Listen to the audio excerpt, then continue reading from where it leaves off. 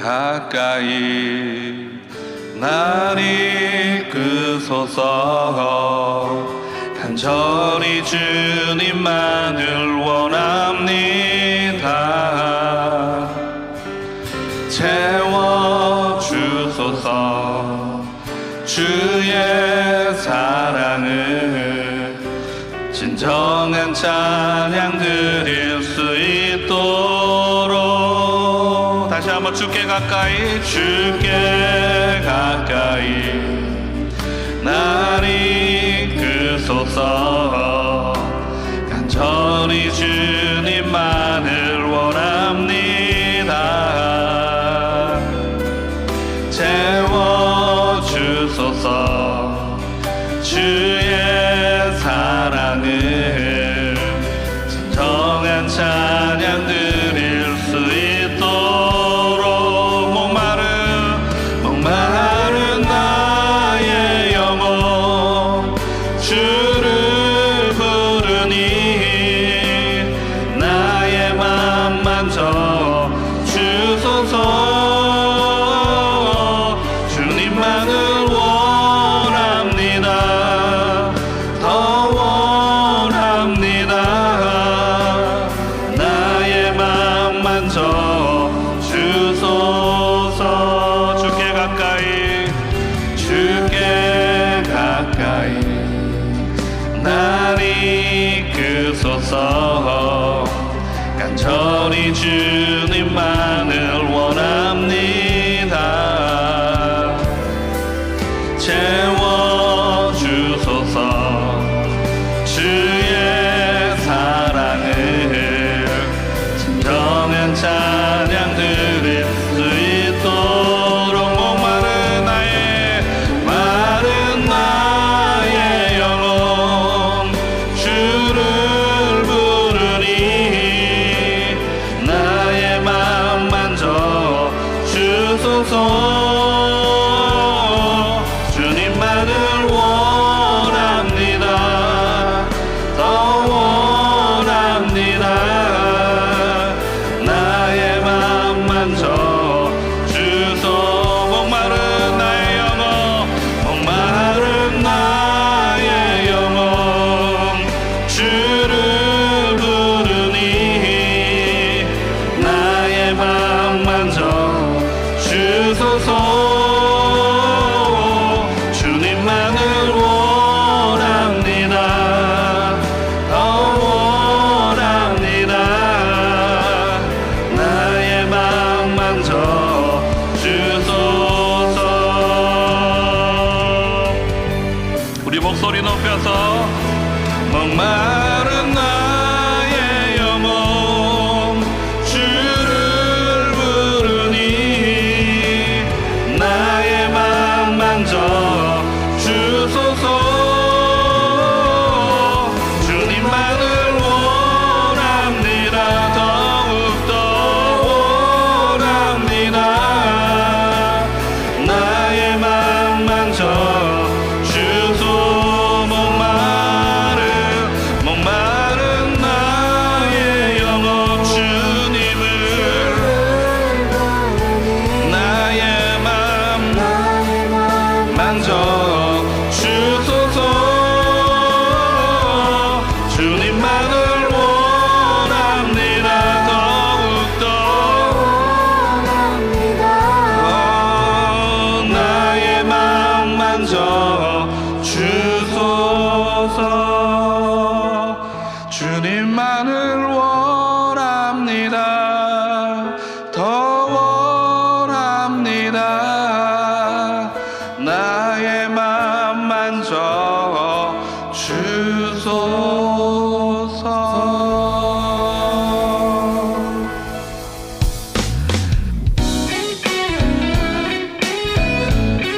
우리의 마음을 가득 채운 주님의 또 사랑과 또 주님의 거룩한 영광을 또 기쁨으로 찬양하며 주님 앞에 나가기 원합니다.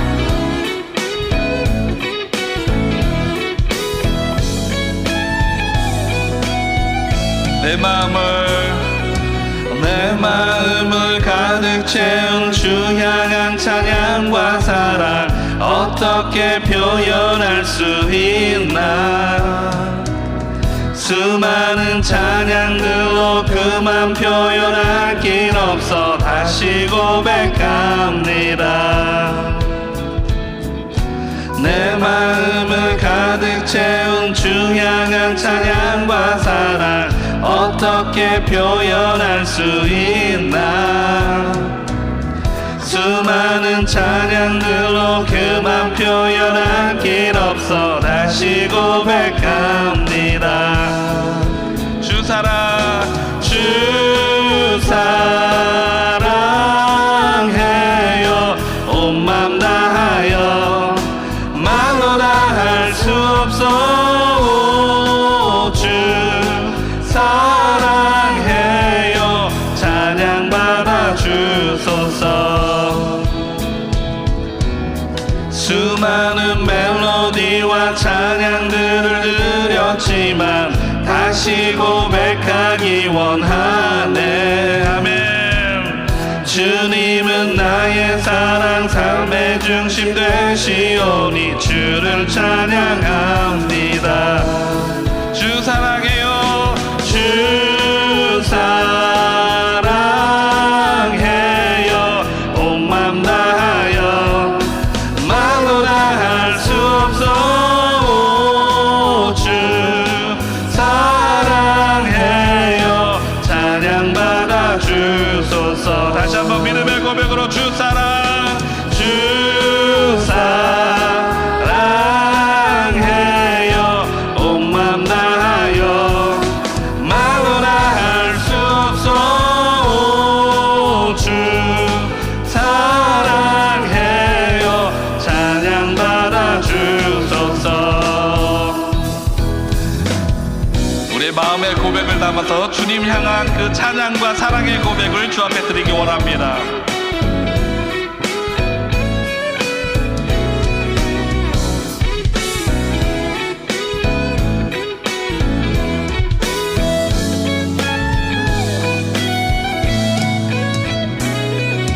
주님 사랑 다시 고백하는 새날 주심 감사해요.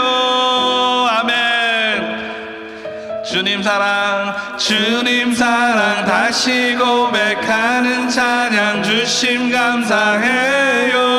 아멘. 우리 함께 믿음의 고백으로 주님 사랑 다시 고백하는 새날 주심 감사해요. 주님 사랑 다시 고백하는 찬양 주심 감사해요. 주 사랑해요. 온 맘 다하여 말로 다 할 수 없어. 주 사랑해요. 찬양 받아 주소서. 주 사랑해요. 주 사랑해요. 온 맘 다하여 말로 다 할 수 없어. 주 사랑해요. 찬양 받아 주소서. 아멘. 주님 높임 받아 주옵소서.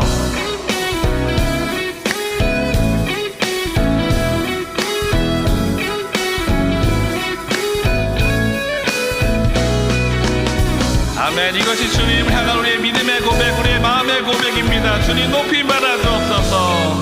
주님 찬양합니다. 우리 다시 한번 주님 앞에 감사와 영광의 박수 올려드리겠습니다. 아멘. 주님 높임 받으시옵소서. 우리 함께 자리에 앉으셔서 더 깊은 예배로 주 앞에 나가겠습니다.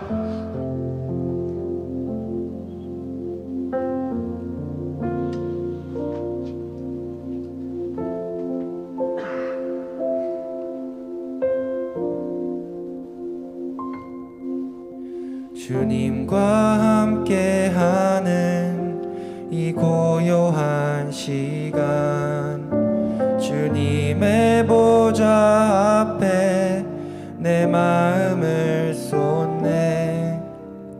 모든 것 다 원하시는 주님께 감출 것 없네. 내 맘과 정성 다해 주 바라나이다. 우리 함께 주님과 함께하는 이 고요한 시간, 주님의 보좌 앞에 내 마음을 쏟네. 모든 것 아시는 주님께 감출 것 없네.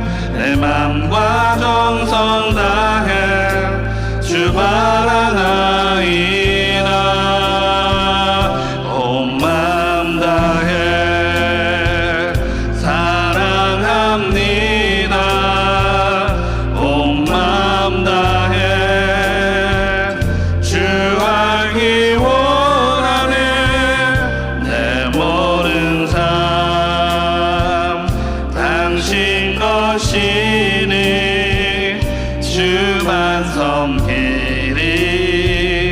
온 맘 다해. 나 염려하잖아도 내 쓸 것 아시니. 나 염려하잖아도 내 쓸 것 아시니. 아멘. 나 오직 주의 얼굴 구하게 하소서.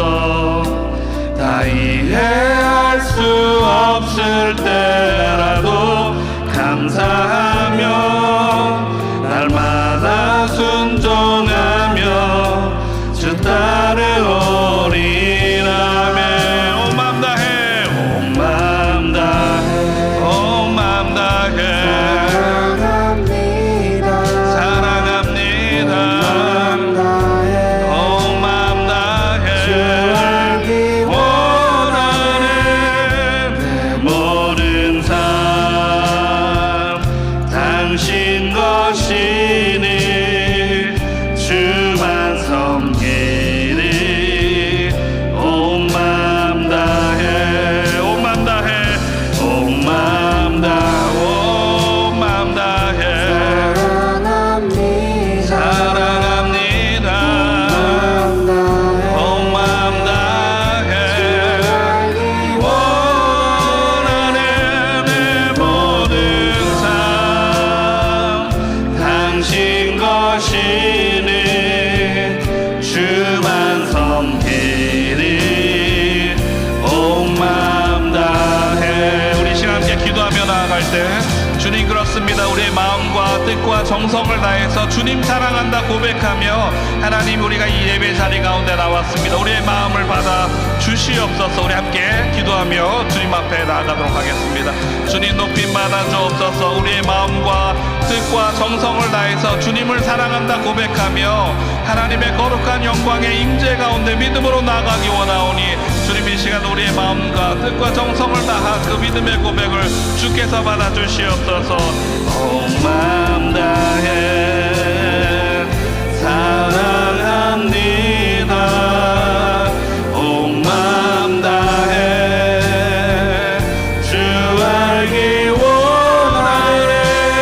내 모든 삶 당신 것이니 주만 섬기리. 온 마음 다해. 오늘 하나님께서 우리에게 주시는 말씀은 로마서 5장 3절 4절 2절 말씀이에요. 우리 한 목소리로 함께 봉독하도록 하겠습니다. 다만 이뿐 아니라 우리가 환난 중에도 즐거워하나니 이는 환난은 인내를, 인내는 연단을, 연단은 소망을 이루는 줄 알미로다. 참 기도하겠습니다. 하나님 아버지 주님의 말씀에 엎드립니다. 우리의 마음밭을 기경하여 주시고 주님의 생명의 말씀의 씨앗을 심겨주시고 그 말씀의 씨앗이 뿌리를 내리고 줄기를 내고 잘 자라나서 하나님 기대하시는 풍성한 열매가 우리 인생 가운데 주렁주렁 열매 맺도록 역사하여 주시옵소서. 함께 하실 주님을 찬양하고 감사드리며 살아계신 예수 그리스도 이름으로 간절히 기도하옵나이다. 아멘. 환난 중에도 즐거워하나니라는 제목으로 하나님 말씀 나누도록 하겠습니다. 우리가 계속해서 로마서 말씀 중에서 여러 주제가 반복이 되는데 그 중에 한 가지가 칭의예요. 칭의란 무엇인가? 예수 그리스도를 믿는 믿음으로 말미암아 하나님께서 너는 죄 없어, 죄가 사해졌어 라고 선포하는 사죄 선언, 이것이 칭의라고 했죠. 우리의 공로가 아니라 예수 그리스도께서 십자가에 지신 공로로 우리는 그 공로를 힘입어 의롭게 된 것입니다. 근데 중요한 것은요, 여기에 머무르지 않고 우리의 죄가 사해진 것, 이게 칭의의 전부가 아니에요. 칭의의 시작밖에 안 되는 거예요. 그러면 왜 주님께서는 우리를 죄 없으시다고 말씀해 주셨는가? 목적이 뭔가? 하나님과 죄로 말미암아 가로막혔던 그 장벽을, 죄의 장벽을 걷어내시고 이제 하나님과 본격적으로 친밀한 영적인 교제의 관계에 나아가도록 하는 것이 칭의의 목적이라는 것이에요. 우리가 지난 시간에도 추수감사절 또 예배 말씀 가운데 함께 나눴던 그 설교 본문이 기억이 나는데요. 10명의 문둥병자가 있었어요. 예수님의 은혜로 치유를 다 받았습니다. 그런데 9명은요, 몸의 육신의 치유는 받았지만 이제 그걸로 끝이었어요. 그런데 한 명만 돌아와서 예수님과의 관계를 이어갔다라는 것. 그래서 우리가 받았던 구원, 우리가 받았던 칭의는요, 마치 9명의 문둥병 걸렸다가 나았던 사람처럼 이제 하나님 여기까지요, 구원받았으니까 됐어요, 더 이상 내 삶 속에 깊숙이 들어오지 마세요 라고 한다면, 나는 나의 삶을 살아가겠습니다 라고 한다면 9명과 같은 거예요. 그런데 우리가 칭의 구원함을 받음으로 말미암아 예수님과 더 본격적으로 긴밀한 관계 가운데 나아갔던 이 한 명의 문둥병자처럼 우리의 칭의는 이런 새로운 의미를, 관계를 열어가는 그런 귀한 의미를 가져야 한다라는 것이죠. 우리가 지난 시간 또 살펴보았던 것은요, 그러면 이 칭의라는 것, 예수님께서 우리를 의롭게 여기신다, 일컬음을 받는다라고 하는 이 선포가 우리 가운데 주어졌을 때 구체적으로 우리 삶 속에 어떤 결과가 드러나는가 살펴봤는데요. 첫 번째는 하나님과 화평을 누리는 거였어요. 죄로 말미암아 하나님과 단절되었던 관계가 주님께서 십자가에 달려 죽으시고 부활하시고 우리를 위하여 하나님의 영광스러운 사명을 잘 감당하심으로 말미암아 우리는 하나님 앞에 죄 없다 일컬음을 받게 되었고요. 그 선포와 바로 이어서 우리는 하나님과 친밀한 관계 가운데 나아갈 수 있게 된 것이죠. 이게 바로 칭의의 직접적인 효과예요. 우리가 칭의받은 게 무슨 상관이 있어? 무슨 상관인가 하면요, 원수되었던 하나님과 이제 새로운 관계, 화해할 수 있는 단계에 접어들었다, 이런 큰 변화가 있는 거죠.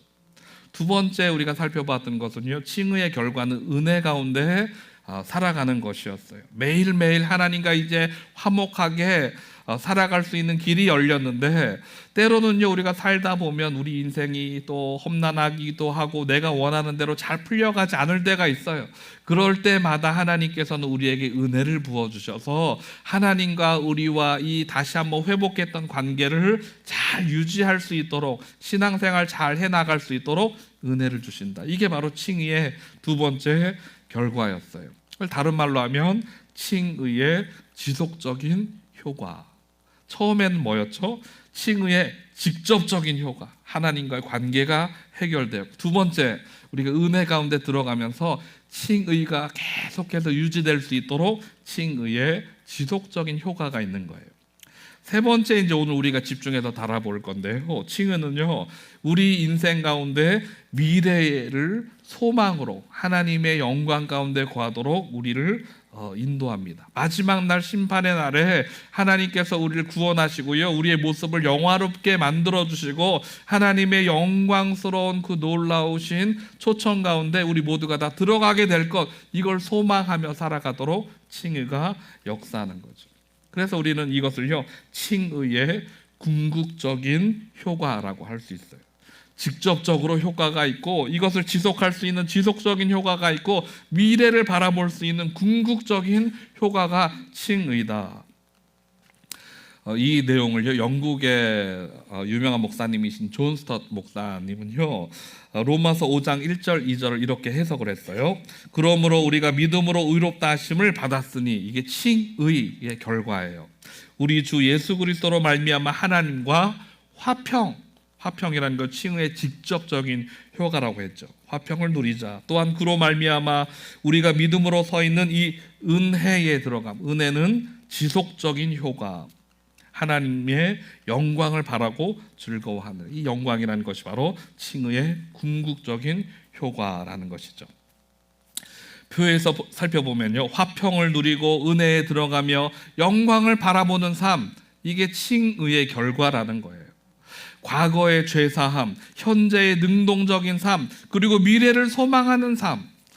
그러니까요, 우리가 이것을 잘 이해했다면, 칭의, 나 구원받았어, 끝났어, 이제 내 신앙생활은 여기까지야, 주님 나에게 더 깊숙이 들어오지 마시고 주님 거기 서 계세요, 난 나대로의 삶을 살겠습니다 는 이 칭의라는 것, 구원이라는 것을 잘 이해하지 못한 그 모습인 것 같습니다.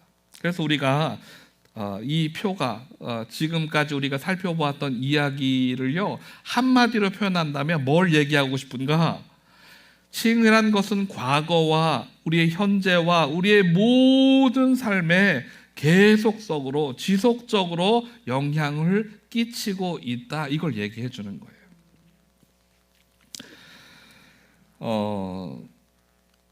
그래서 우리가 이런 칭의의 의미를 이해했다면, 굳이 나를 힘들게 하면서까지 신앙적으로 성장하라는 것, 나보러 그냥 신앙 성장하라고, 내가 살기도 먹고 살기도 힘들어 죽겠는데 뭐하러 여기까지 와서 굳이 그렇게, 이건 나한테 웨이 투 머치야, 요구하지 마, 이렇게 얘기할 수 있는데, 우리가 칭의의 의미를, 구원의 의미를 다시 한번 되새겨 본다면 우리의 삶의 방향이 새로워질 수 있다, 그걸 도전하고 싶은 거죠. 오늘은요 3절 4절을 통해서 칭의의 세 번째 결과인 영광에 대한 소망이 무엇인지 이걸 좀 살펴보려고 합니다. 믿음으로 거듭난 사람의 삶에도요 여전히 고난이 있습니다. 우리가 예수님 믿으면요, 예전에 이렇게 막 저희 아버지도 위암 걸리셔서 거의 죽을다가 살아나셨거든요. 근데 주변의 사람들이 예수님 믿으면 고침받아, 막 다 할렐루야, 만사형통이야, 망했던 사업이 일어날 거고 너희 막혔던 길이 뚫어질 거고 병이 고쳐질 거야, 막 이래서 교회에 오는 거예요. 근데 실제 와가지고 그런 은혜도 있지만 많은 경우에 여전히 풀리지 않는 우리 인생 가운데 꽉 막혀있는 답답한 것처럼 여겨지는 인생의 어려움들이 찾아온다. 신앙생활 잘해도, 기도생활 잘해도, 하나님 앞에 믿음으로 잘 서 있어도 어려움이 찾아오더라는 것이죠. 마트 계산대에 섰는데요, 예상보다 높은 금액이 나와서 계산대 위에 올려놓았던 물건들을 빼야 되는 경우, 아이가 아파가지고 병원을 데려갔는데요, 아이 병원비가 얼마나 나올까 먼저 걱정해야 되는 경우, 청소년 딸이 생일을 맞이해서 밖에 나가서 외식이라도 하고 싶은데 이번 달 벌이가 시원치 않아가지고 그냥 집에서 대충 해 먹어야 되는 그런 경우, 우리 삶이요 여전히 이런 녹록치 않은 삶을 살아갈 때가 있는 것이죠. 왜 이렇게 우리의 삶 속에는 우리가 원치 않은 어려운 삶이 찾아올까? 내 믿음이 부족한가? 내 기도가 부족한가? 내 신앙생활이 더 열심을 내지 않아서 그런가? 이 질문은요 단지 개인의 질문에서 그치지 않고요, 하나님께서 이 고난이라는 것을 통해서 우리에게 말씀해 주시는 귀한 부분이 있다라는 거죠. 오늘 우리가 그것을 좀 찾아보려고 해요. 먼저 좀 상투적인 표현으로 시작해 보려고 하는데요, 고난은 우리를 더 깊은 믿음으로 이끄는 도구다, 이런 좀 상투적인 얘기로 시작을 하려고 합니다. 오늘 성경에서 이야기하고 있는 포인트가 이거예요. 고난이 여러 가지 의미가 있겠지만 그 중에 한 가지, 우리의 믿음을 더 깊은 곳으로 이끄는 통로가 될 수 있다. 우리가요 성경에서 이야기했던 앞선 주장들은 우리가 예수님 믿으면 할렐루야 만사형통 모든 것이 다 잘 될 거야 라고 얘기하지 않습니다. 믿음의 길은 시론의 대로와 같이 열려져 있고 아무런 거치는 장벽이 없는 것이 아니라 자갈밭이고요, 가시덤불이 있고요, 온갖 장벽들이 우리 앞길에 놓여 있을 수 있어요.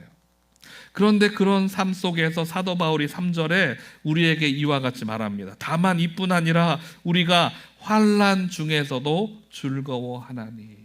하나님께서 주셨던 구원의 은혜, 놀라운 기쁨 이 속에 살지만 그럼에도 불구하고 우리 삶 속에 환난과 어려움이 찾아온다는 거예요. 그런데 그 환난 중에도 우리는 즐거워한다. 어떻게 우리가 현재의 고난 속에서 즐거워할 수 있습니까? 우리는 우리를 괴롭히는 것에서요 어떻게 기쁨을 찾을 수 있을까요? 여러분, 목사님이 내 처지를 몰라서 그렇죠. 내가 지금 당한 문제가 얼마나 큰 건지 모르니까 그렇게 말씀하시죠. 나는 도저히 이 상황 속에서 기쁨이라고 즐거움이라고 찾아볼 수 없습니다 라고 그렇게 마음이 녹아내릴 만한 삶이 무너져버린 성도님들이 계세요. 오늘 본문은요 우리에게 고난 자체를 즐거워하라고 하는 것이 아니라 그것이 만들어낸 유익한 결과를 즐거워해야 된다라고 이야기를 하는 것이죠. 하나님께서는 고난 뒤에 하나님께서 숨겨놓으신 근본적인 의미가 있다라는 거예요. 하나님이 우리에게 고난 중에도 즐거워하라라는 것이 고난이 왔으니까 이 고난을 자학적으로 자해하듯이 그것을 그냥 아주 괴상한 마음으로 즐거워하라, 고통을 즐겨라 이런 뜻이 아니라는 것이죠. 참된 그리스도인이란 지금 내가 당하고 있는 이 고난이 있지만 이것은 힘들고 어렵지만 하나님의 은혜롭고 거룩한 목적이 이 고난을 통과하면서 성취될 것을 바라보면서 즐거워하라는 것이죠. 그게 얼마나 귀한 것인지 오늘 우리가 발견하고자 하는 거예요. 그래서 상투적인 이야기로 시작을 하는 거예요. 고난 속에 담겨있는 하나님의 숨겨진 의도가 무엇일까? 먼저 환난, 고난이라고 하는 단어의 헬라어의 그 단어는요 들립시스라는 단어를 썼어요. 이 들립시스가 뭔가 하면 포도주를 짤 때 그 즙을 짜잖아요. 이렇게 그 안에 넣고 이렇게 막 돌려가지고 쥐어 짜가지고 이렇게 즙을 다 짜내잖아요. 스퀴즈 하잖아요. 이 포도주 그 즙 틀에 막 이렇게 짜는 거 이런 상태 이거를요 들립시스라고 하는 거예요. 고난. 우리 마음이 막 녹아내리고 막 그냥 숨도 제대로 못 쉬고 막 뭔가 쥐어 짜는 것처럼 답답하고 앞길이 해결되지 않는 경우가 있잖아요. 한 번은요 예전에 한국에서 TV를 보는데 어떤 여자 아이였어요. 청소년 아이인데 아이가 태어나면서부터 얼굴이 기형해 막 굉장히 막 울그락불그락하고 막 입 코 막 이런 게 다 삐뚤빼뚤. 이 여자아이인데 얼마나 참 상심이 되겠어요. 밖에 나가지도 못하고 나가면 막 괴물이라고 손가락질하고 집안에만 있는데 이 아버지가요 밖에서 술만 마시고 돌아오면 이 여자아이를 괴롭히는 거예요. 왜 그렇게 생겼어? 웃어봐. 막 앞에다 대고 막 모욕적인 발언을 하는 거예요.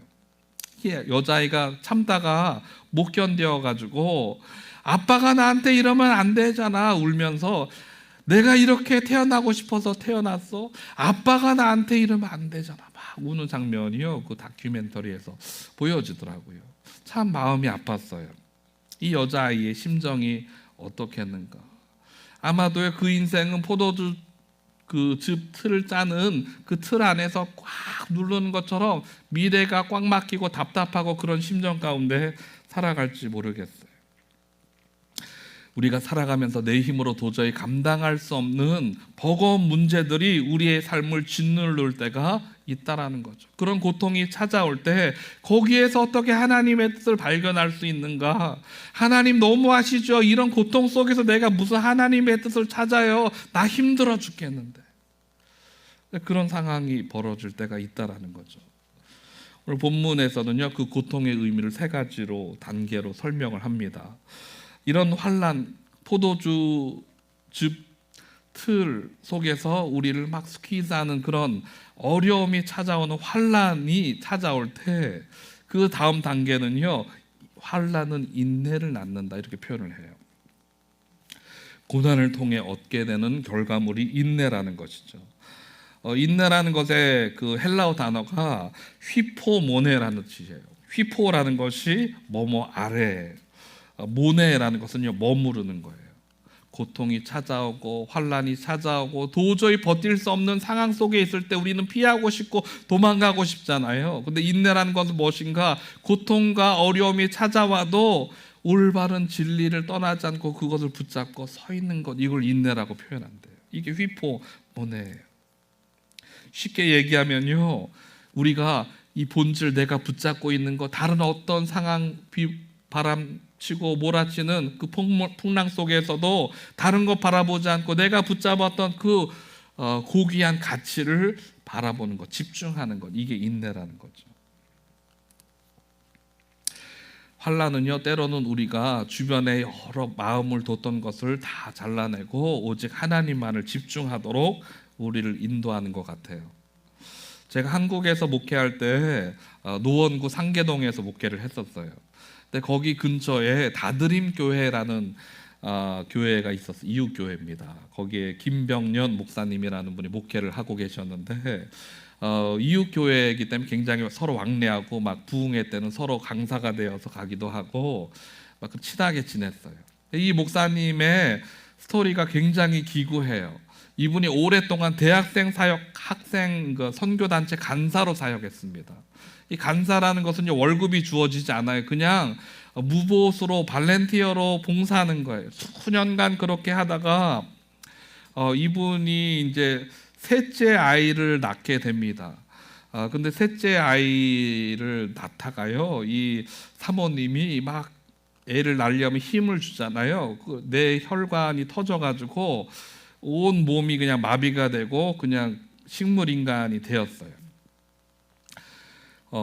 그 무렵이 어떤 때였는가 하면 이제 그 오랜 간사 생활을 멈추고 하나님의 뜻에 따라 개척했던 때예요. 성도도 하나도 없고 어렵게 살다가 개척했으니 그게 뭐 교회가 변변치 않겠죠. 그런 어려운 상황에서 열심히 힘을 내어서 막 그렇게 으쌰으쌰 해도 모자랄 판에 사모님이 셋째 아이를 낳다가 그렇게 식물 인간이 되고 만 거예요. 목사님이요, 너무 그냥 답답한 마음에 하나님한테 삿대질을 하면서, 하나님 일 좀 똑바로 하세요. 일 좀 똑바로. 나한테 어떻게 이럴 수가 있어요. 내가 이렇게 수년 동안 아이들 위해서 간사로 섬겼는데 왜 하필 나한테 이런 일을 허락하십니까?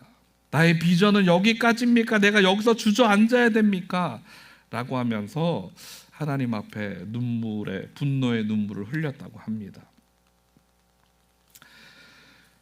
그렇게 마냥 불평하고 낙심할 수만은 없어가지고 이분이 그래도 내가 목사인데 정신을 차려야지 하면서 아무도 없는 성전에 매일 40일 동안 철야하기로 한 거예요. 주님의 기적이 일어나서 우리 사모가 일어날 것을 기대하면서 그렇게 기도하기 시작합니다. 40일 철야를 하기 시작했어요.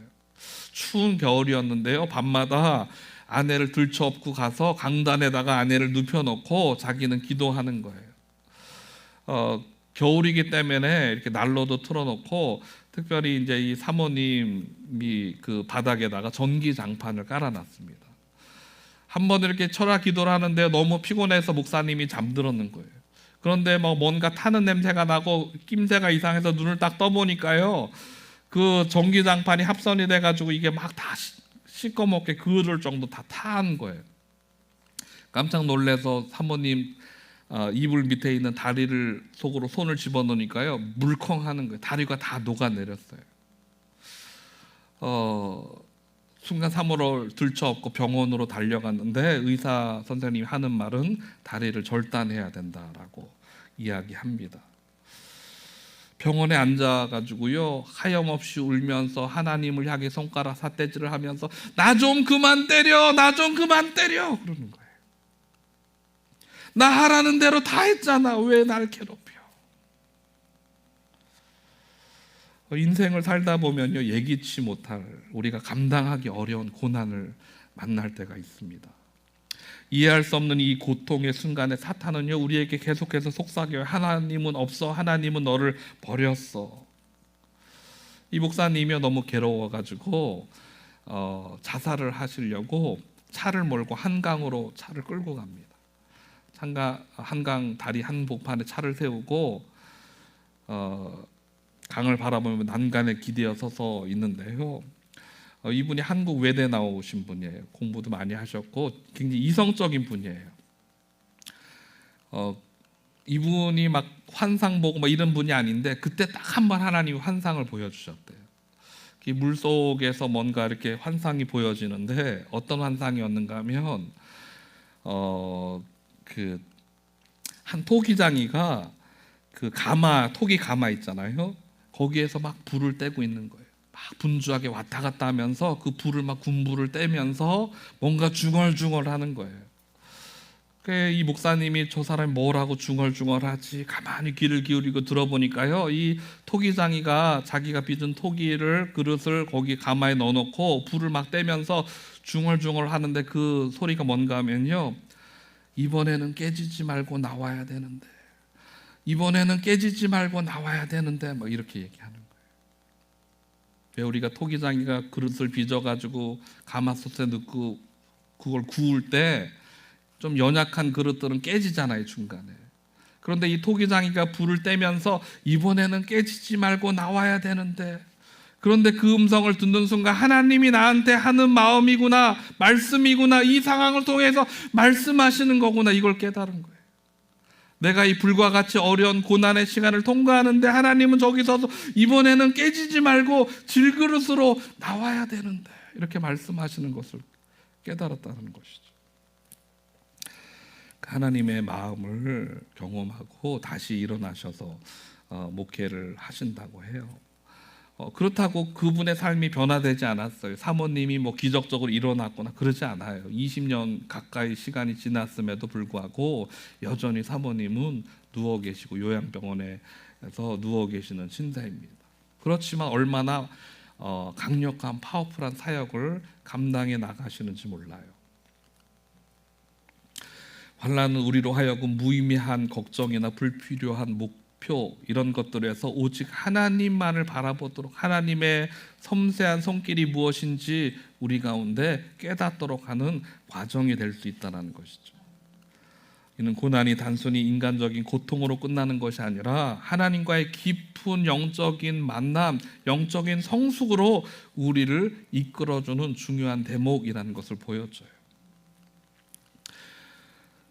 환난이 인내를 낳는 것이죠. 그리고 두 번째 단계는요, 이 인내의 단계 다음은요, 연단을 낳는다, 이렇게 표현해요. 연단이라고 번역된 것이 도키메라는 헬라어예요. 이것은요, 시험을 통과하고 합격해서 인정받았어, 도장 꽝, 임명장 주는 것, 이걸 도키메라고 해요. 야, 너는 합당한 성숙한 인격을 갖췄어, 내가 인정해, 하나님이 인정해 주신다, 이게 도키메예요. 성경에서 시련과 고난을 인내하면서 우리의 신앙과 성품이 검증되고 강화되는 것들을 보여줍니다. 환난은 인내를 낳고, 인내는요 그에게 걸맞는 성숙한 인격, 하나님이 인정할 만한 그런 KS 마크, 이 사람은 확실해라는 그런 하나님의 도장이 찍히게 되는 거죠. 인내하고 환난 속에서도 우리가 넘어지지 않고 그 자리 가운데 굳건하게 서 있을 때 하나님은요 우리에게 너희 믿음은 진짜야, 너의 삶은 진짜야, 이것을 증명한다라는 것이죠. 믿음이라는 것은요 휘어질지언정 부러지지는 않습니다. 고린도 후서 8장 2절에서도요 이 똑같은 도키메라는 단어를 사용하는데, 마게도냐 성도들이 도킴에 고난을 당했어요. 당시에 큰 기근이 있어가지고 먹고 살기가 어렵게 되었어요. 그런데 예루살렘에 있는 자신들을 후원해줬던 그런 본교 성전과 같은 예루살렘 교회 소식을 들어보니까 로마의 핍박이 있어요. 유대인들의 압제가 있어요. 그들의 삶이 여전히 기근 때문에 우리도 어렵지만 그들도 어렵다는 소식을 들어요. 그때 마게도냐 성도들이요 했던 일은, 나도 입에 풀칠하기 어렵지만 내가 그들을 기쁨의 연보를 드리는, 예루살렘 성전에다가 헌금을 보내는 일들이 소개가 됩니다. 우리 같으면 어떻게 하겠어요? 나도 힘든데, 나 혼자 서기도 힘든데 말하기 쉬워요. 근데 마게도냐 성도들은 그들의 믿음은요, 도킴에 연단받은 믿음이었어요. 그들의 믿음의 진정성이 어디에서 검증이 되었는가? 고난 속에서 검증이 되었어요. 내가 할 수 있는 것을 하는 것은 진짜가 아닐 경우가 있어요. 하기 어려울 때 하는 게 진짜예요. 내가 여유 있을 때 할 수 있을 때만 한다면 아직 도킴의 단계에 다다르지 않은 것일 수 있어요. 그렇지만 우리가 할 수 없음에도, 연약한 상황에도, 감당할 수 없는 힘든 상황에도 주님 앞에 믿음의 고백을 가지고 연단받은 믿음이 되었을 때 주님은요, 도킴해, 내가 너를 인정해 라고 말씀해 주시는 거죠. 전 여러분들이 믿음 안에서 성숙하고 훌륭한 인격을 이루게 되기를 주 이름으로 축복합니다. 세 번째 단계는 환난은 인내를, 또 인내는 연단을 낳았어요. 그리고 세 번째 단계는요, 이 연단의 단계 다음은 소망을 낳게 돼요. 소망. 궁극적인 하나님의 영광에 대한 확신, 이게 소망이에요. 뭘 소망하는가? 뜬구름 잡는 거. 잘 될 거야, 잘 풀릴 거야, 이게 소망이 아니에요.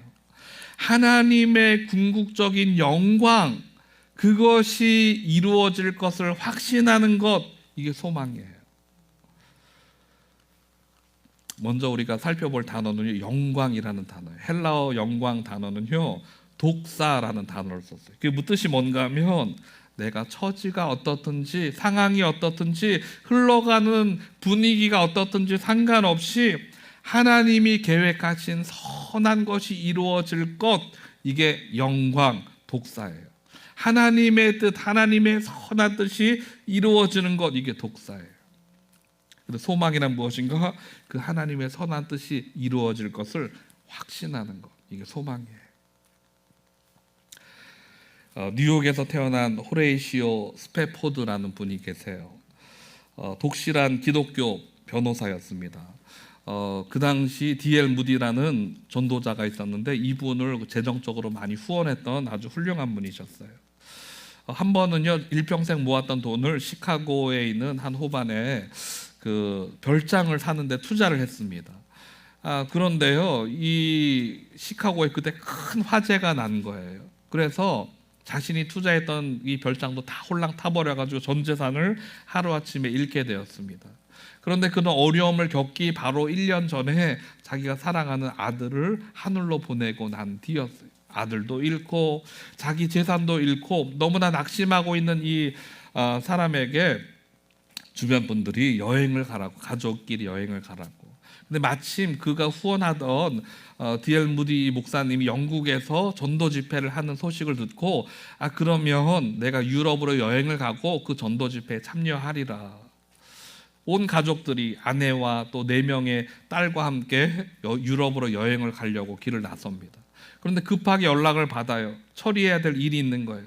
여보, 당신이 먼저 아이들 데리고 배를 타고 가. 나는 금방 뒤를 따라갈게. 일 처리하면서 아내와 자녀들을 먼저 보냈죠.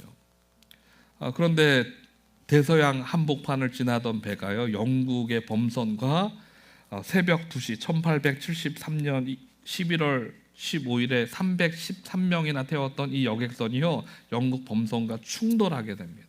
그리고 가라앉아요. 이 안나라고 했던 이 아내가요, 4명의 아이들이요, 11살, 9살, 5살, 2살. 그 어린 아이를 들쳐업고 막 살아나려고 발버둥 쳤는데 막 사람들이 서로 밀치고 하는 바람에 그러지 못했어요. 정신을 잃고 말았는데 나중에 구조되었는데 이 스패포드의 부인인 안나만 구조가 되었습니다. 예전에는 그 전화가 없잖아요. 전보를 쳤어요. 이 소식을 뉴스로 접했던 스패포드가 전보를 받았는데 saved alone이라는 단어예요. 자기 아내 혼자만 살아남았다라는 거죠. 너무나 처참한 심정 가운데 아내를 찾아서 영국으로 배를 타고 갑니다. 이 소식을 잘 알고 있었던 선장이요, 이 스패포드의 소식을 알고 있었는데 대서양 한복판을 지날 때 바로 이 자리가 배가 침몰한 자리입니다라고 알려줬고요. 이 스패포드가 마음이 목 놓아 울면서 이 차가운 바다 속에 잠겨 있는 아이들 얼마나 추웠을까, 막 그렇게 밤새도록 울부짖으며 시간을 보냈다고 합니다. 새벽에 동이 틀 무렵 마음속에 한 성경 구절이 그 스패포드라는 집사님에게 떠올랐는데, 그게 열왕기하 4장 26절 말씀이었어요. 너는 달려가서 그를 맞이하여 이르기를 너는 평안하냐, 내 남편이 평안하냐, 아이가 평안하냐 하라 하였더니 여인이 대답하되 평안하다 하고. 이 구절이 무슨 구절인가 하면요, 엘리사가 사역하던 시절에 수넴에 한 여인이 있었어요. 그런데 그때 가뭄이 들어서 굉장히 어려운 시간이었는데 엘리사 사역자가 왔다는 소식을 듣고 이 수넴 여인이 엘리사를 잘 공개 집으로 모시고 음식도 정성스럽고 대접해주고, 그날 밤에 보면서 이 사람이 너무 대접을 잘 받아서 무슨 기도 제목이 있냐고 물어봤더니 엘리사 선지자시여, 저희가요 한 가지 부족한 게 있는 게 자식이 없어요. 그날 저녁에 기도해주고요 1년 후에 아들을 낳게 됩니다. 이 아들이요 몇 해 동안 자라났어요. 그런데 그렇게 잘 자랐으면 좋겠는데 이 몇 해 지나고 난 다음에 애가 시름시름 앓더니 병에 걸려 죽게 된 거예요. 이 수넴 여인이요 다시 한번 엘리사 이 선지자를 기억하고 선지자가 묵었던 방에 이 아이를 내려놓고 선지자를 찾아가는 거예요. 그때 멀리서 이 여인 수넴 여인이 찾아오고 있는 것을 보면서 엘리사가 자신의 하인이었던 게하시에게 명령해서 이렇게 가서 물어봐라, 안부를 물어봐라. 너는 달려가서 그를 맞아 이르기를 너는 평안하냐, 내 남편이 평안하냐, 아이가 평안하냐 물어봐라. 그랬더니 그 여인이 평안하다 하고, 그 일 이후에는요 우리가 잘 아는 것처럼 엘리사가 가서 아이를 위해서 엎드려 기도했을 때 살아났죠. 이 성경 구절이 마음에 떠오른 거예요. 순간 이 스패포드가요 펜을 들어서 글을 쓰기 시작하는데, 내 인생길에 강 같은 평화가 흘러들 때에도, 거친 파도 같은 슬픔이 몰아칠 때에도 내 운명이 어떻든지 주님은 날 이렇게 말하도록 가르치셨네. 평안해요, 평안해요, 내 영혼이 평안해요. 이것은요 우리가 잘 알고 있는 평안해 내 영혼 평안해 평안해 평안해, 이 찬양의 작곡자가 바로 스패포드라는 거죠. 이런 절망의 순간, 어려움의 순간 하나님의 선한 뜻, 독사, 하나님이 영광스러운 것, 주님의 선한 뜻으로 가장 귀한 것으로 우리를 인도하신다는 그 믿음을 깨닫는 순간 그는요 내 영혼 평안해 평안해 평안해, 이 고백을 할 수 있는 거예요. 현재 여러분이 겪고 있는 고난이 무엇입니까? 그 고난이 아무리 크고 무겁게 느껴지더라도 하나님의 손에 그걸 맡겨드려 보세요.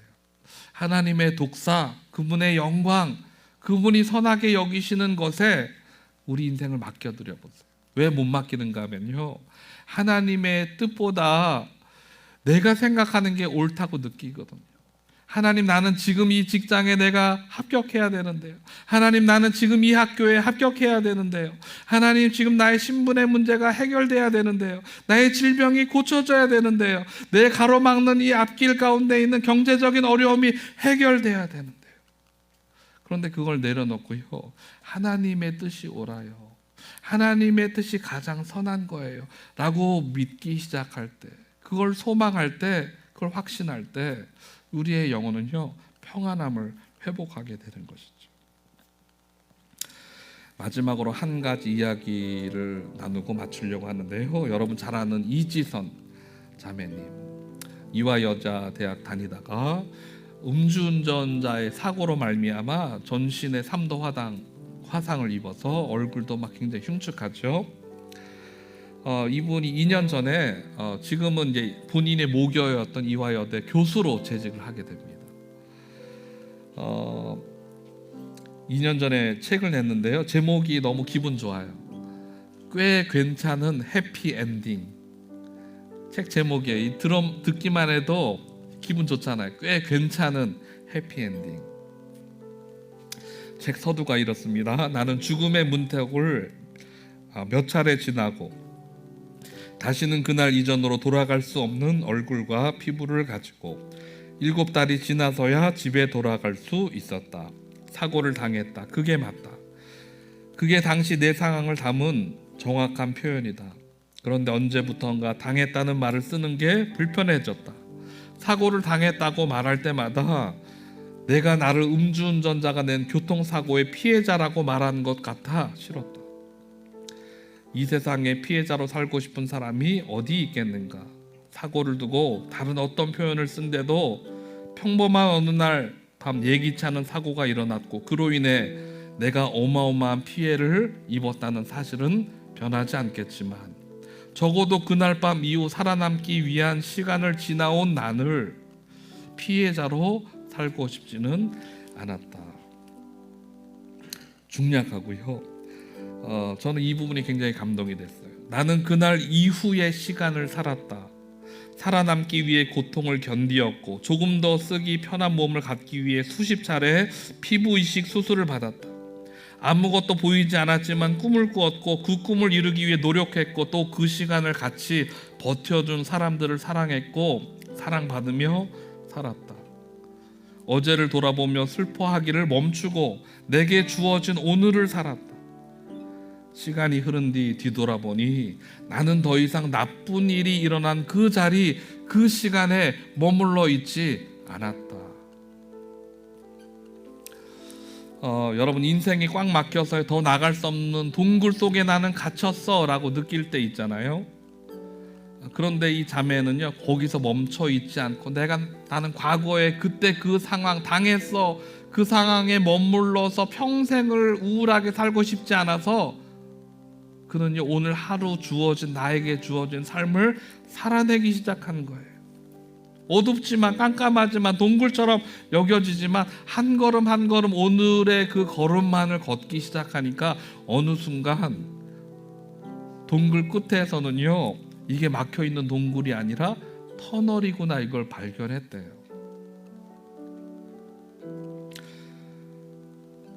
지독한 현실이 우리를 상처받게 하고 또 때로는 저마다 씻을 수 없는 상흔 속에서 우리는 살아갑니다. 살면서 뜻하지 않은 일을 만났어도 그것이 나를 망가뜨리지 못했음을 기억하는 거예요. 이분이 그걸 우리에게 말해주고 있어요. 우리 교회로 이제 운전하면서 오면서요, 바로 얼마 전 일이죠. 그 유튜브에서 김창옥 교수님이 강연하는 걸 좀 봤어요. 근데 그분이 비슷한 내용의 맥락의 이야기를 하시더라고요. 여러분 오늘 아무것도 할 수 없을 것 같고 주저앉을 수밖에 없는 비참한 현실 속에서 목사님 내 상황 몰라서 그렇죠. 아무것도 할 게 없다니까요. 할 수 있는 게 없다니까요. 그럴 때 있잖아요. 근데 그분이요 저한테 큰 인사이트를 줬어요. 그 뭐라고 그러는가 하면 그렇게 아무것도 할 거 없을 때 운동하세요 그러더라고요. 산책이라도 하세요. 그러면서 이렇게 얘기하세요. 본인이 지금 상조회하고 일을 하고 있는데 상조회는 죽음을 준비하는 회사잖아요.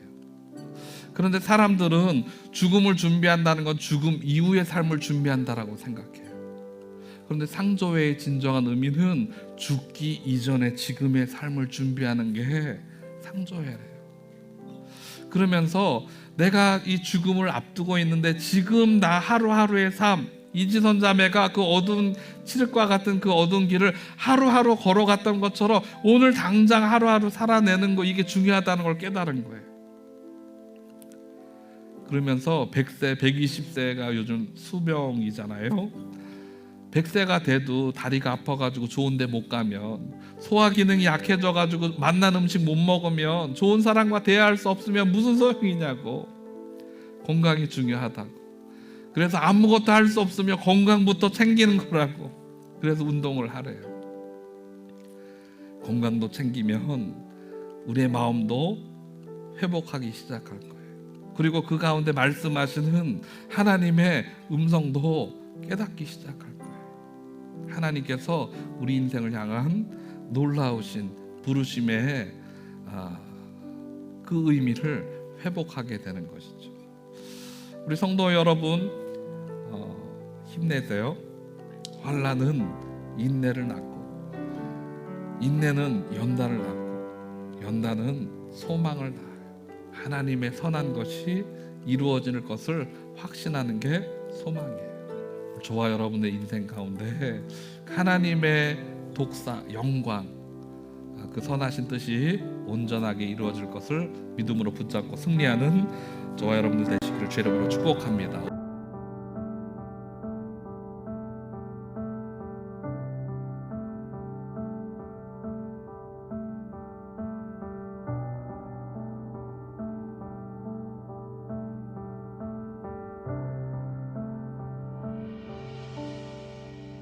내 영혼의 그 깊은 데서 맑은 가락이 울려나네. 하늘 곡조가 언제나 흘러나와 내 영혼을 고이 싸네. 내 마음속에 솟아난 이 평화는 깊이 묻힌 보배로다.